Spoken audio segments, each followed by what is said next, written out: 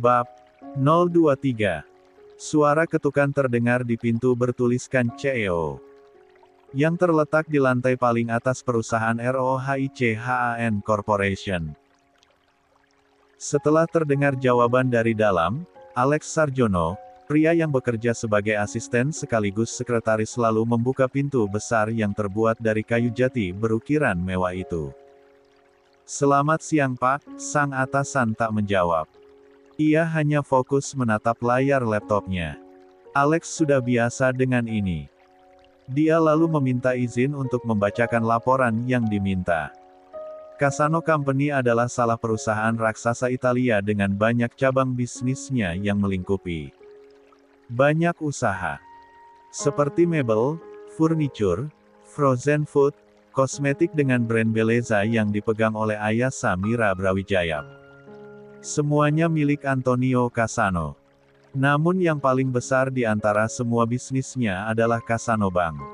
Atau CB. Grup perbankan internasional terbesar di Italia. Yang menjadi salah satu perusahaan raksasa menurut Fortune Global 500 dengan total pendapatan 40,35 miliar dolar US. Alex menjelaskan dengan detail tentang profil perusahaan Cassano pada CEO ROHICHAN Corporation, Boril Fabian Rohichan. Sambil beberapa kali menggaruk kepalanya yang tak gatal. Dan menahan kegugupannya. Alex bingung. Selama ini, Alex adalah asisten Bayu. Dia selalu ikut Bayu bekerja dan menghandle semua kegiatan bosnya tersebut. Namun, 3 bulan yang lalu, tak ada angin tak ada hujan tiba-tiba saja Bayu Sebastian Rohichan yang baru kembali dari Jerman membuat pengumuman yang sangat mengejutkan seluruh karyawan yaitu tampuk jabatan kepemimpinan diserahkan pada putra pertamanya. Boril. Sungguh bukan mereka tak suka punya pemimpin baru. Namun aura bos yang satu ini jauh berbeda dengan ayahnya. Di hari pertama perkenalan sebagai CEO, seluruh karyawan menaruh hormat dan menyapanya dengan ramah. Tapi tak satupun sapaan itu dibalas oleh Boril. Wajahnya tampan namun tak ramah sedikitpun. Auranya menakutkan dengan pandangan tajam seolah menembus kepala orang yang menatapnya terang-terangan. Hingga refleks mereka menundukkan kepala merasa terintimidasi oleh bos baru mereka. Dan sebisa mungkin menghindari berpapasan langsung dengan Boril. Tentu saja yang paling tak enak adalah menjadi asisten Boril. Setiap hari bak bicara dengan patung Maneguin yang jarang sekali menjawab dan berekspresi. Tapi sekalinya bicara, ada saja yang disuruhnya. Seperti hari ini. Alex dibuat kebingungan karena selama 1 bulan belakangan, Boril menyuruhnya menyelidiki perusahaan asal Italia. Cassano Corporation. Selama setahun belakangan ini, Antonio semakin melebarkan sayapnya dengan bekerja sama dengan Brawijaya Corporation. Bahkan Brawijaya menjadi founder bagi beberapa anak perusahaan Cassano yang baru dibangun di Indonesia. Lanjut Alex lagi dengan hati-hati. Ia takut salah sedikit saja akan berpengaruh pada kariernya di perusahaan ini.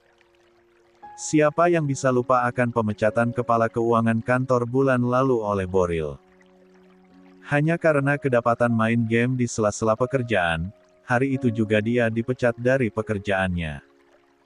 Padahal sudah bekerja lebih dari 10 tahun di perusahaan ini. Dari itu, setiap karyawan sangat hati-hati jika bersikap dan berbicara dengan Boril. Demi menyelamatkan posisi mereka masing-masing di perusahaan ini. Perusahaan yang di Indonesia itu terdiri dari gabungan atau pribadi? Tanya Boril tanpa melihat ke arah sang asisten yang masih berdiri sambil memegangi tabletnya.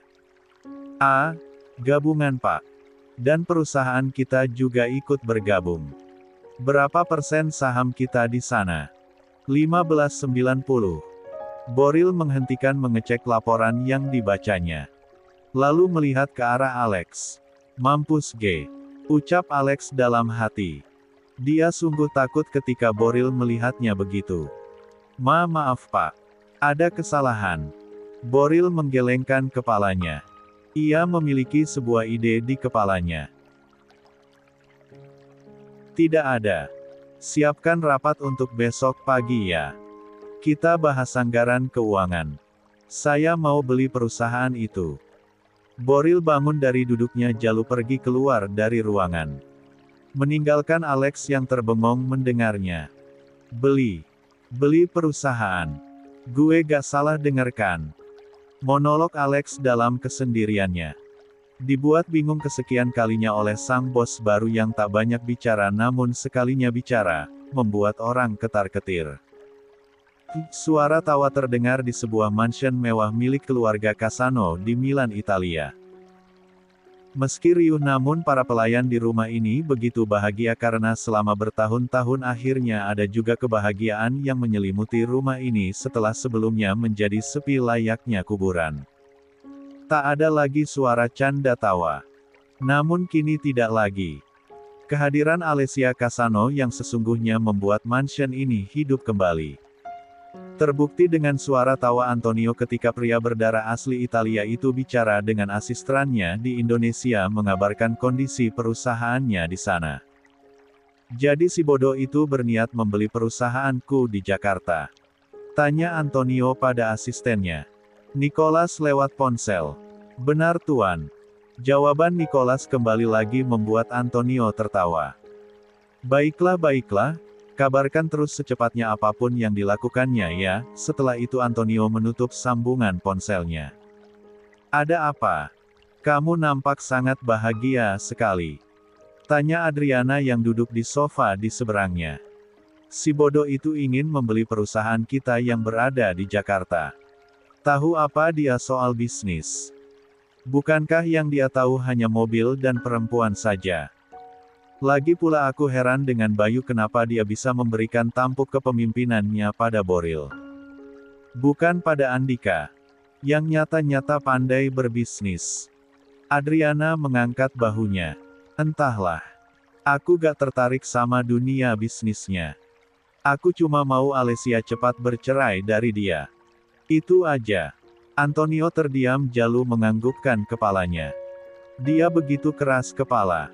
Sampai tidak mau menandatangani surat itu. Tapi aku gak akan diam. Aku akan selalu cari cara memisahkan Alessia darinya. Ya. Itu benar, pernikahannya dengan Boril ternyata dengan mudah bisa dilupakan Alessia. Jihadkan. Putri kita lebih ceria tinggal di sini. Antonio mengikuti arah pandang Adriana ke samping kanannya. Tepatnya ke arah kolam renang. Alessia sedang berjemur dengan topi besarnya dan memainkan laptop. Putri kita tumbuh dengan sangat baik dan cantik. Tega-teganya ada yang menyakiti Alessia seperti si bodoh. Itu. Antonio geram sekali jika mengingat Boril. Dan sangat bersyukur akhirnya sang putri bisa bebas dari pria itu. Bagaimana kita somasi saja si Boril itu? Seenaknya menggantungkan status Alessia. Tanya Antonio yang kemudian diangguki oleh Adriana. Aku juga kepikiran gitu. Ini bukan keenam sejak Alessia di sini. Dan gak ada kelanjutan persidangan. Bahkan belum naik pengadilan. Alessia harus segera bebas dari dia. Aku akan layangkan somasi pada keluarga Rohichan. Tandas Antonio sangat mantap dengan niatannya. Sambil melihat ke arah Aprilia atau kini mereka perkenalkan kepada dunia dengan nama Alessia Cassano. I proud of you Mason. Puji Bayu pada putranya yang menjadi sampul majalah Showbiz Globe Asia. Boril. Masuk dalam daftar pengusaha sukses tahun ini. Meski baru 6 bulan memegang perusahaan namun ternyata Boril tidak canggung dan berhasil menjalankan bisnis keluarganya dengan baik. Meski Bayu harus mempertaruhkan seluruh perusahaannya dipegang oleh Boril yang sama sekali tidak pernah terjun ke dunia bisnis tapi nalurinya sebagai seorang ayah dan sebagai seorang pengusaha tidak pernah meleset. Instingnya mengatakan bahwa Boril memang tidak mengerti dunia bisnis namun dia besar dan tumbuh di lingkungan itu setidaknya dia paham apa yang harus dilakukannya.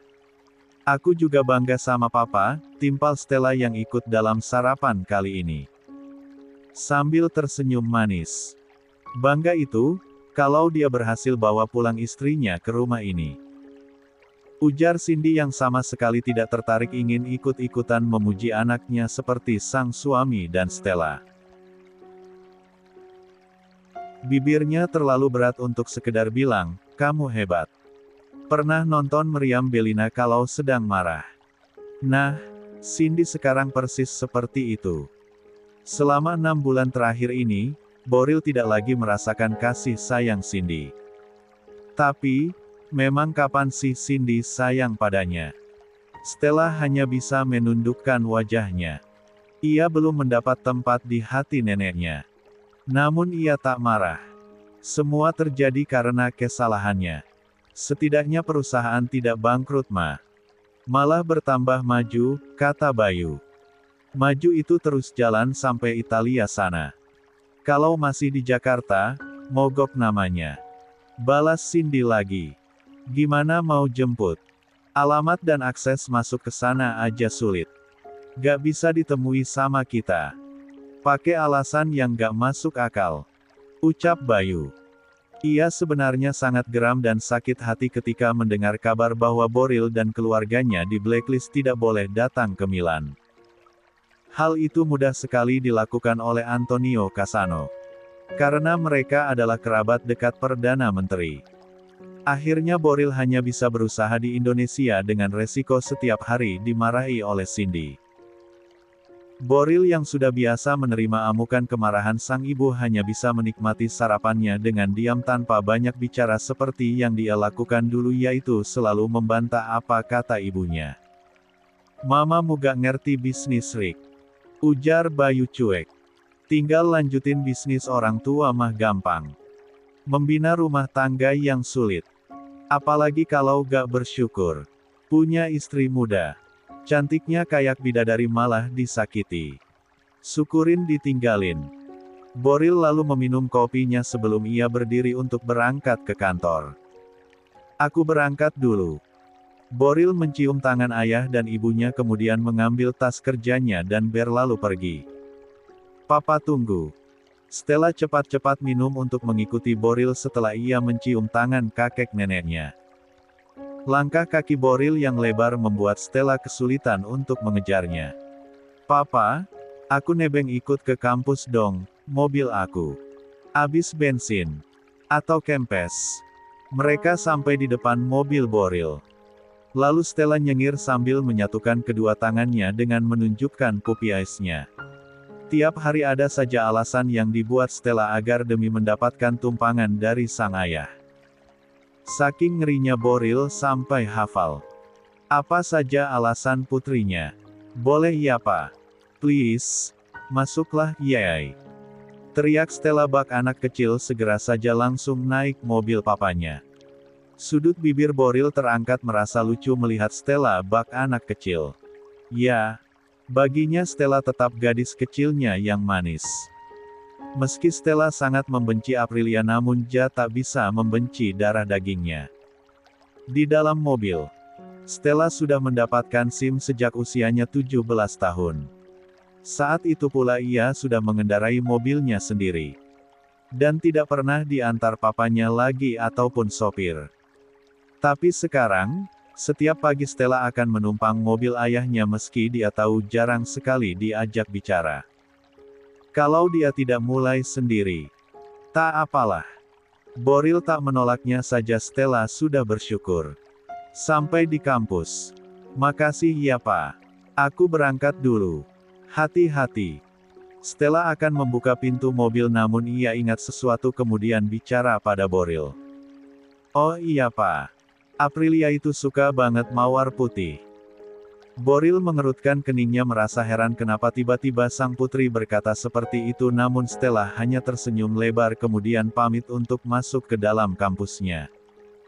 Stella berjalan menuju arah kampus berharap agar sang ayah mengerti apa yang diucapkannya. Saat akan masuk ke kelas itulah dia berpapasan dengan Dion. Keduanya lalu berhenti melangkah. Dan sama-sama terdiam.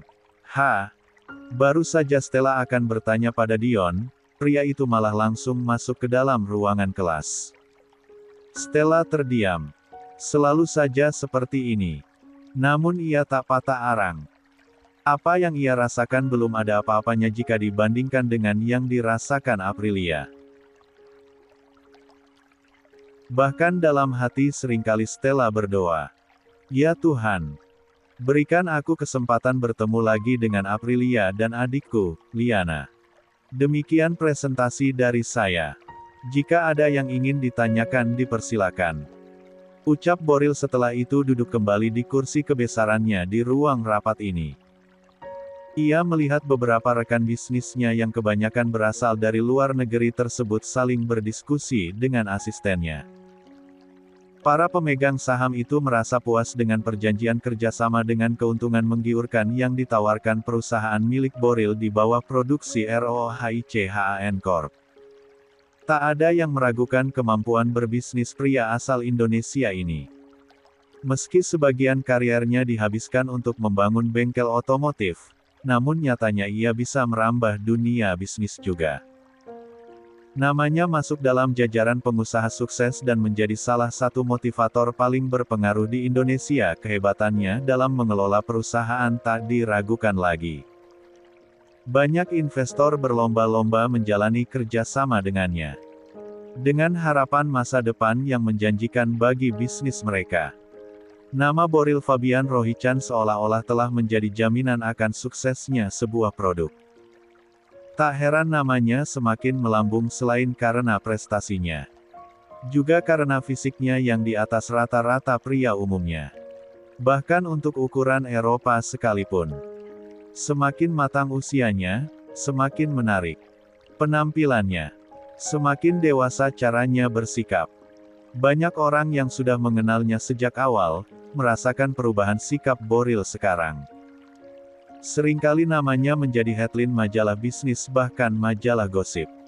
Tubuh tinggi tegap dengan proporsi wajah nyaris sempurna. Tegas, manly dan mendominasi sehingga terkadang membuatnya dianggap dominan di mata orang lain. Tatapan matanya tegas dan dalam membuat nyali siapa saja ciut jika ditatap olehnya. Seolah terintimidasi hanya dari caranya melihat saja. Sehingga dalam rapat yang barusan bubar tadi, Boril bagaikan raja yang memberikan instruksi kepada para bawahannya tanpa ada satupun yang berani bersuara. Kalaupun terpaksa berbicara, maka mereka tak berani mengangkat suara lebih keras dari Boril. Padahal Boril hanya diam saja dan tak masalah jika ada yang mendebat, namun seolah para anggota itu merasa takut jika mereka salah bicara. Akhirnya beberapa waktu kemudian, satu persatu anggota rapat keluar dari ruangan itu menyisakan sang CEO dan asistennya yang masih betah duduk tak berniat beranjak dari tempatnya, memastikan tak ada catatan yang keliru dalam rapat tadi. Dan juga, Jelita Putri, owner produk kosmetik M.D. Glow, Aku Free, Lun ini. Ucap Jelita sambil menaruh sebagian bokongnya di atas meja kerja Boril menghadap sang CEO. Alex langsung memejamkan matanya. Demi Neptunus yang sering-sering disebut si kartun spons berwarna kuning, ia kaget melihat CEO kosmetik M.D. Glow yang juga sosialitas serta selebgram cantik, duduk di depan bosnya dengan posisi yang luar biasa menantang. Alex kemudian melirik pada Boril. Dia heran sang bos nampak biasa saja. Padahal harum parfum Jelita Putri saja sudah bisa membuat Alex pusing 7 keliling. Asisten kamu suruh keluar deh Hon. Ujar Jelita sambil menaruh ujung jarinya pada pipi Boril yang terlihat semakin gagah dengan kumis dan bulu-bulu halus di sepanjang rahangnya. Behave yourself. Gerakan tangan Jelita terhenti.